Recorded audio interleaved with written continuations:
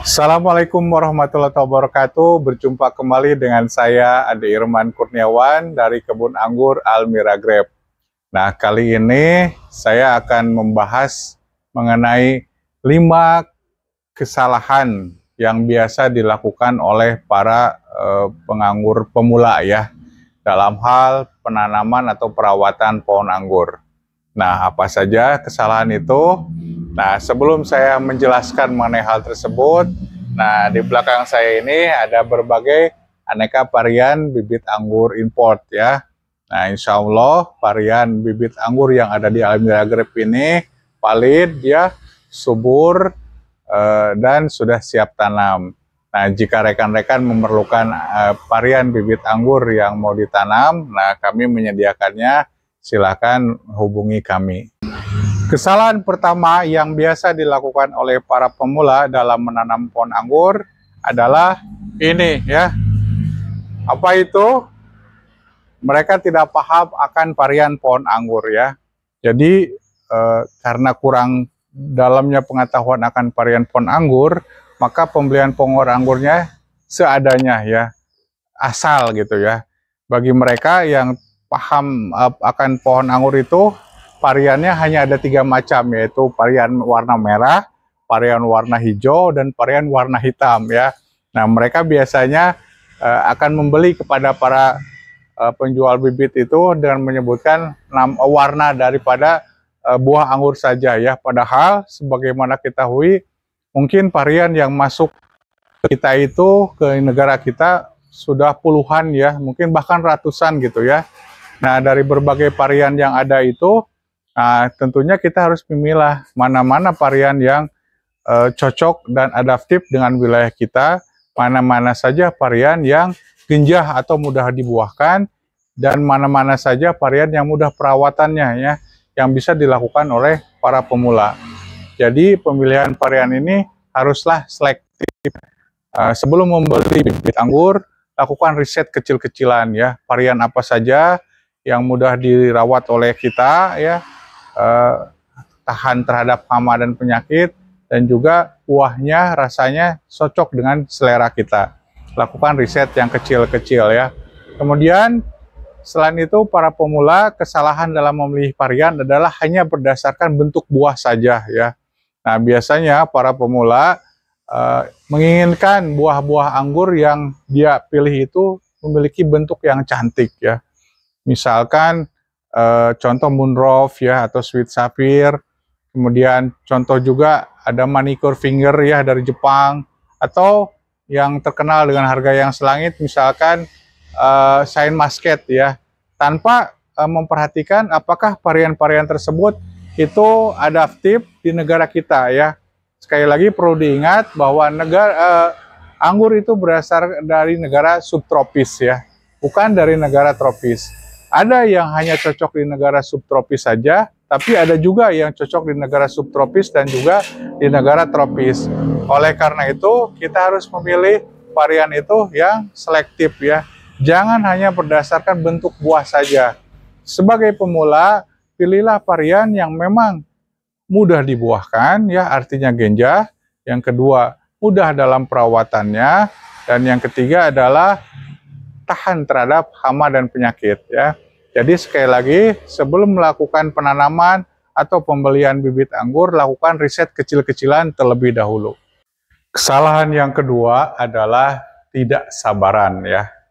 Nah, biasa sebagai seorang pemula ingin cepat-cepat ya menghasilkan buah anggur ya, sehingga dalam perawatannya pun banyak hal yang tidak dilakukan dengan tepat ya. Salah satunya adalah pada saat dia sudah melakukan penanaman bibit anggur, karena tidak sabar si pohonnya ingin cepat berbuah, cepat tumbuh, maka dia melakukan hal yang berlebihan ya, baik dari segi penyiraman, bahkan dari segi pemupukan ya. Kadang agar cepat tumbuh, dia merasa bahwa pemberian pupuk yang banyak akan menghasilkan pertumbuhan yang cepat ya. Padahal itu salah besar ya, karena seperti manusia, bayi yang masih sangat muda tentulah tidak akan diberi makanan sama dengan orang dewasa ya. Nah, begitu juga dengan bibit anggur yang baru ditanam ya. Dosis pupuk haruslah diberikan sebagaimana dia sebagai bibit anggur. Jangan disamakan dia sebagai tanaman yang sudah dewasa. Tentunya ada perbedaan yang sangat mencolok ya. Begitu juga dengan pemberian air ya. Nah, air ini juga harus disesuaikan dengan kebutuhan bibit anggur yang baru ditanam. Jangan karena merasa bahwa pemberian yang banyak, pemberian air yang lebih banyak, itu akan memacu pertumbuhan yang lebih cepat daripada bibit anggur tersebut.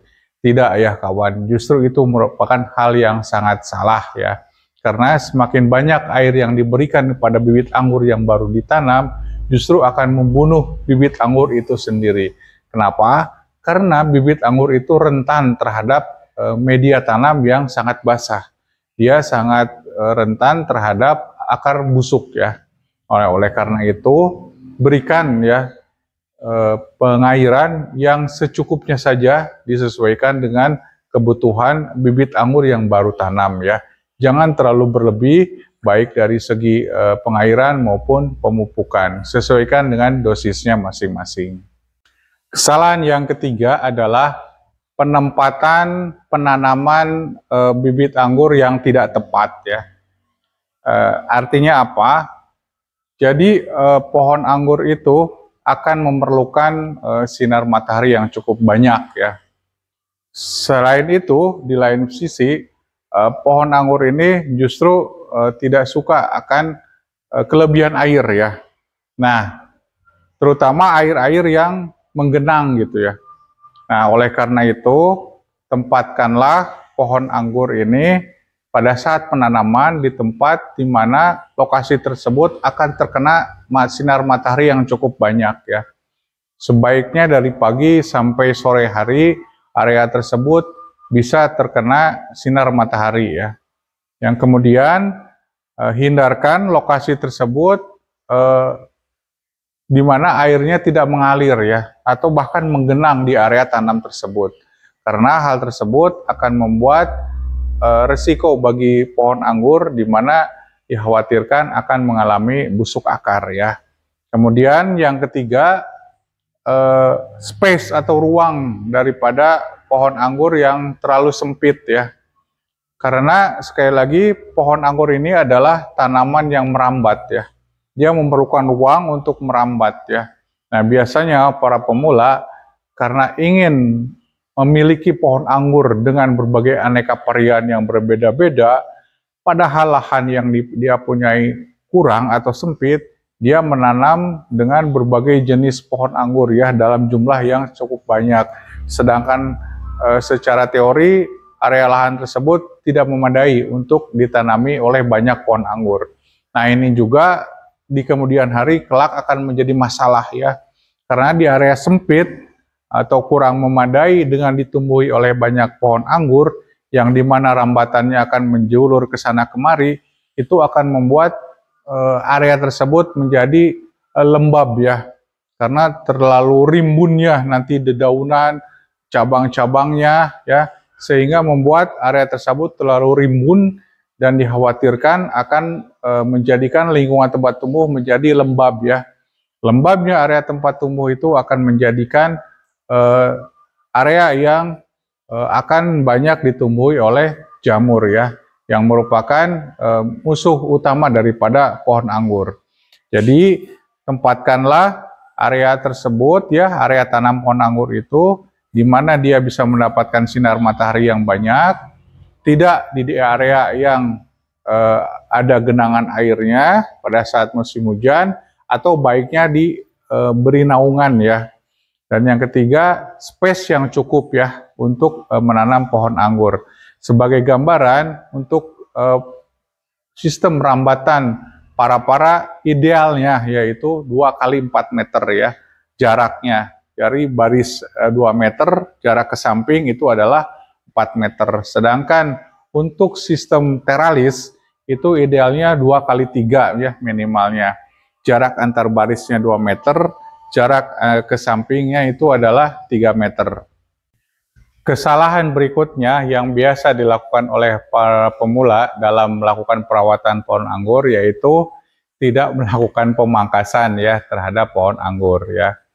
Jadi karena ketidakpahaman akan perawatan pohon anggur ini, pohon anggur tidak dilakukan perawatan. Dia berharap bahwa pohon anggur itu terus berbuah menanti ya setelah sekian lama melakukan perawatan, 6 bulan, 1 tahun, bahkan hingga 2 tahun, 3 tahun, ternyata tidak menghasilkan buah. Namun ternyata kesalahan yang dilakukan adalah tidak melakukan pemangkasan ya. Nah, perlu diingat bahwa anggur itu adalah pohon yang perlu dilakukan pemangkasan untuk menghasilkan buah ya. Jadi buahnya itu nanti akan bunganya ya maksudnya akan tumbuh pada saat ketika tunas baru itu muncul ya.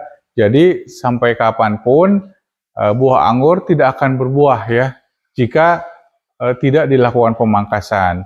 Nah, oleh karena itu, bagi rekan-rekan yang ingin menanam anggur, lakukan pemangkasan pada saat pohon anggur memang sudah saatnya dilakukan pemangkasan. Kapan itu? Yaitu pada saat masuk fase generatif ya. Biasanya kalau awal itu, kalau pertumbuhannya cukup bagus, di usia 6 bulan sejak tanam itu bisa dilakukan pemangkasan atau masuk fase generatif. Tapi idealnya memang di atas usia 1 tahun ya, pohon anggur dilakukan pemangkasan untuk menghasilkan bunga. Kesalahan berikutnya yang biasanya dilakukan oleh para pemula dalam menanam pohon anggur adalah kurangnya atau tidak pahamnya pengetahuan akan pengendalian hama dan penyakit ya. Jadi jangan hanya ingin enaknya saja ya, menghasilkan buah, kemudian nanti dirasakan ya, dipetik sendiri gitu ya, dimakan sendiri. Jangan ya, karena itu melalui proses yang cukup panjang ya, dari mulai bibit, kemudian tumbuh, masa pertumbuhan, kemudian menghasilkan buah. Tapi di lain sisi ada ancaman ya, ancaman yang akan menghambat pertumbuhan atau menghasilkan buah, yaitu hama dan penyakit ya. Nah, meskipun kita sudah bagus dalam hal melakukan perawatan, pemberian nutrisi, pengairan ya, tapi kalau tidak dilengkapi dengan pengetahuan hama dan penyakit, itu sama juga bohong ya. Karena apa? Karena sekali lagi effort kita, usaha kita dalam melakukan perawatan pohon anggur bisa gagal ya, atau terhambat oleh adanya hama dan penyakit ini ya. Jadi kita harus paham ya, ketika ada anomali ya, atau hal yang ganjil dalam pertumbuhan pohon anggur, kita harus paham apa yang harus kita lakukan, hama apa yang sedang menyerang, kemudian perlakuan apa yang harus kita lakukan agar masalah ini bisa menjadi tuntas ya. Jadi sekali lagi, selain kita paham akan melakukan perawatan pohon anggur ya, juga harus dipahami, diimbangi dengan pengendalian hama dan penyakit.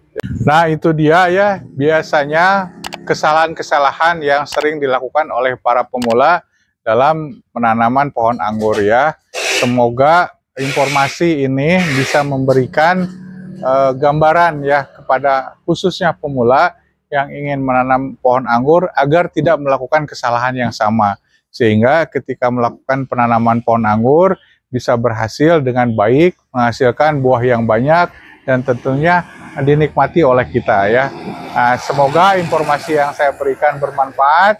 Sampai jumpa di video berikutnya. Assalamualaikum warahmatullahi wabarakatuh.